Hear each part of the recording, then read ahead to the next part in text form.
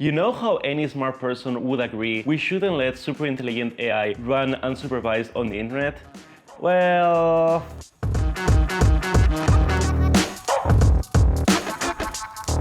Everyone's been talking about AI recently, especially after ChatGPT. Will it take all of our jobs? Is it the beginning of the end? While we figure those out, I have a question of my own. Can it help me become a functioning adult instead of... Cleaning is kind of solved with Roombas, and keeping a decent sleep schedule, well, let's just say that I've given up on that one. But the one thing I still constantly struggle with is having a healthy diet, or more accurately, remembering to eat at all, and not having the same thing every day when I do. So I thought, let's build a robot chef. There's only one issue though. That seems very hard, I have no idea how to do it, and I am also very lazy. So instead of doing the hard thing, I did what every lazy person would do and spent even more effort into getting someone else to do it for me. My first plan was to buy a couple of tasers and attach them to some friends to encourage them to cook for me. Unfortunately, it turns out that's illegal. So instead, we're going with the one thing that motivates humans even more than physical pain: money. And what would you know, there's already a bunch of apps where you throw some money and food shows up at your door a few minutes after. However, it seems like pressing some buttons from bed is still way too much for me, so instead I'm going to do what every good tech pro would do and over-engineer the shit of this problem using AI. In order to build this with AI though, we need to help it escape by teaching it to navigate the internet. Here's the plan.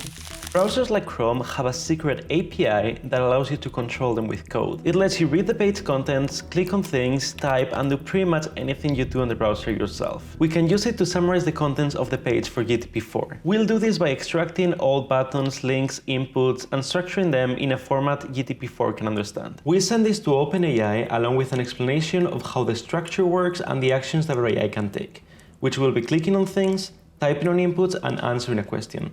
Finally, we parse the response to figure out which action the AI chose, we run it on the browser and do the whole thing over again until the AI decides it's done.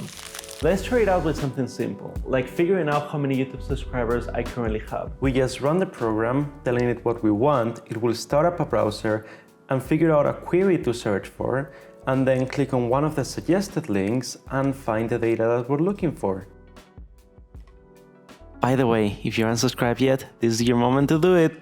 The code for this is not super complicated. It's around 400 lines of Rust, and the really cool thing about it is that we don't really need to be there or see the browser at all. We can have it running on the background or even on a server somewhere, and it will still work and do whatever we ask it to. And since this project is still not dystopic enough, let's give it a voice and voice recognition so we can have a conversation with it. We'll do this using Whisper, a speech-to-text model released by OpenAI that runs on your local computer, which makes it super fast, and ElevenLabs, a service providing high-quality text-to-speech voices and even voice cloning. With all that done, the only things left are connecting it to my watch so it can tell when I'm up, finding something with a little more personality we can put a mic and a speaker to, and going to bed for the day.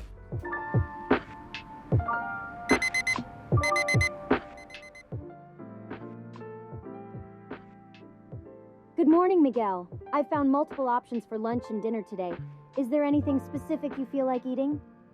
Not really. What do you recommend? I'm thinking a bacon burger with some fries from Honorado for lunch, and sushi from Sakura for dinner. How does that sound?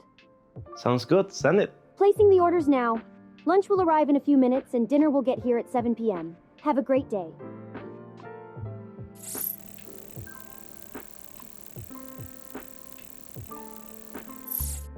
Now let's get some work in before it gets here.